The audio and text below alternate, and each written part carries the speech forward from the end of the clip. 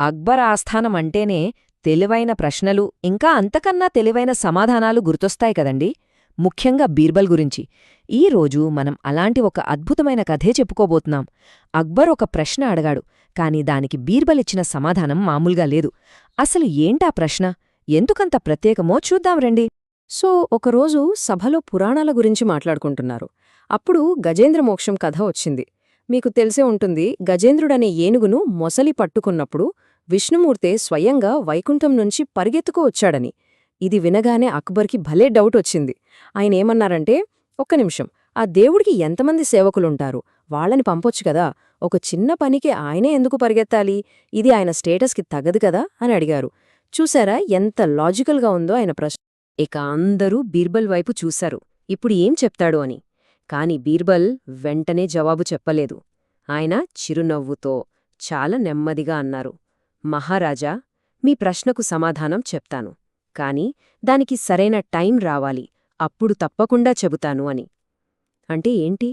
బీర్బల్ సమాధానం మాటల్లో ఉండబోవట్లేదన్నమాట, ఏదో పెద్ద ప్లానే వేస్తున్నాడు.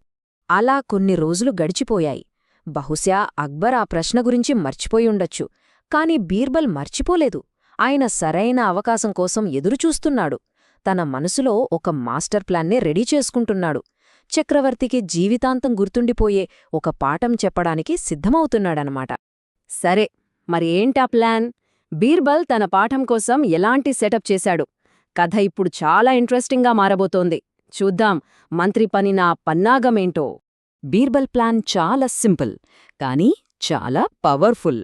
ఫస్ట్ ఒక నమ్మకమైన సేవకురాల్ని పిలిచాడు. ఆమె చేతికి అచ్చం నిజమైన పసిబిడ్డలా కనిపించే ఒక మైనపు బొమ్మను ఇచ్చాడు.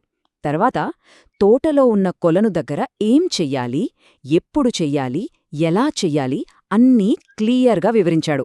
అంటే ప్రతీదీ పక్కాగా ప్లాన్ చేశాడన్మాట. ఇక ప్రదర్శనకు సమయం వచ్చింది. ఒక ప్రశాంతమైన సాయంత్రం వేళ అక్బర్, బీర్బల్ ఇద్దరూ రాధతోటలో అలా నడుచుకుంటూ వెళ్తున్నారు. వాతావరణం ఎంత ప్రశాంతంగా ఉందంటే రాబోయే తుఫానుకు ముందు ఉండే నిశ్శబ్దంలా అనిపించింది. వాళ్లలా మాట్లాడుకుంటూ వెళుతుండగా సడన్గా పెద్దగా ఒక కేక. అందరూ షాకయ్యారు.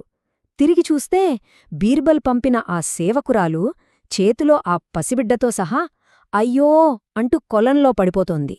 ఒక్కసారిగా ఆ ప్రశాంతత అంతా బద్దలైపోయింది. ఆ ఒక్క క్షణం, జస్ట్ ఒకే ఒక క్షణం. ఆ క్షణంలో చక్రవర్తి అనే హోదా లేదు, అధికారం లేదు, ఆలోచించే టైం కూడా లేదు. అక్కడుంది కేవలం ఒక రియాక్షన్. అక్బర్లోని రాజు వెనక్కి వెళ్ళిపోయి అతనిలోని ఒక మామూలు మనిషి బయటకొచ్చాడు. ఈ కథ మొత్తానికి ఈ క్షణమే గుండెకాయ. అంతే, అక్బర్ ఇంకేమీ ఆలోచించలేదు. తన ఖరీదైన బట్టలు, తన హోదా, చుట్టూ ఉన్న 100 మంది సేవకులు ఏదీ గుర్తురాలేదు. ఆయన కళ్ళకి కనిపించింది ఒక్కటే, నీళ్లలో మునిగిపోతున్న ఒక పసి ప్రాణం. మరుక్షణం ఏమాత్రం ఆలోచించకుండా నీళ్లలోకి దూకేశాడు. అక్బర్ ఎలాగోలా ఆ మైనపు బొమ్మను పట్టుకుని తడిసిన బట్టలతో ఒడ్డుకు చేరుకున్నాడు. ఆయన ఇంకా ఊపిరి తీసుకుంటుండగానే బీర్బల్ చాలా ప్రశాంతంగా దగ్గరకొచ్చి అడిగాడు, మహారాజా, చుట్టూ ఇంతమంది సేవకులున్నారు కదా, వాళ్ళని పిలవచ్చుగా, మీరే ఎందుకు దూకారు? ఈ ప్రశ్న వినగానే అక్బర్కి ఒక్కసారిగా స్ట్రైక్ అయింది. బీర్బల్ అడిగిన ప్రశ్న ఒక అద్దంలా పనిచేసింది. అందులో అక్బర్కి తను కనిపించాడు, తన చర్య కనిపించింది. అన్నింటికన్నా ముఖ్యంగా తను అడిగిన పాత ప్రశ్నకు సమాధానం కూడా కనిపించింది. కొన్నిసార్లు జవాబులు మాటల్లో దొరకవు, ఇలా అనుభవంలోనే దొరుకుతాయని ఆయనకు ఆ క్షణంలో తెలిసివచ్చింది. అక్బర్కి విషయం అర్థమైపోయింది. కాని బీర్బల్ అక్కడితో ఆపలేదు. ఈ చిన్న సంఘటన వెనుకున్న అస్సలైన జ్ఞానాన్ని, ఫిలాసఫీని వివరించడం మొదలుపెట్టాడు. అనుభవం ద్వారా తెలిసిన జ్ఞానమేంటో ఇప్పుడు చూద్దాం.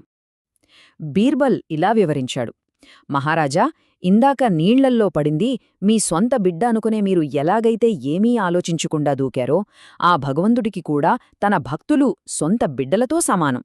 బిడ్డ ఆపదలో ఉంటే ఏ తండ్రైనా ఆలోచిస్తాడా, పక్కనున్న వాళ్ళని పిలుస్తాడా? లేదు కదా, తానే స్వయంగా పరిగెడతాడు. దేవుడు చేసింది కూడా అదే అని. ఈ ఒక్క పోలికతో అక్బర్ సందేహాలన్నీ తీరిపోయాయి. ఈ మాట వినగానే అక్బర్ ముఖం వెలిగిపోయింది. ఆయన బీర్బల్ను మెచ్చుకుంటూ, బీర్బల్, నా సందేహం పూర్తిగా తీరిపోయింది. మాటలతో చెప్పకుండా చేసి చూపించావు. నీ తెలివి నిజంగా అద్భుతం అని అన్నాడు. సో ఈ కథ మనకు చెప్పే నీతి ఏంటి? చాలా సింపుల్. నిజమైన ప్రేమ, దయ లేదా కరుణ ఉన్నప్పుడు మన బ్రెయిన్ క్యాల్క్యులేషన్స్ వెయ్యదు. ఇది చేస్తే లాభమా, నష్టమా అని ఆలోచించదు. మనస్సు వెంటనే స్పందిస్తుంది. అంతే, యాక్షన్లోకి దిగుతుంది. మరి ఈ కథ మనందరికీ ఒక ప్రశ్నను మిగిల్చి వెళ్తోంది.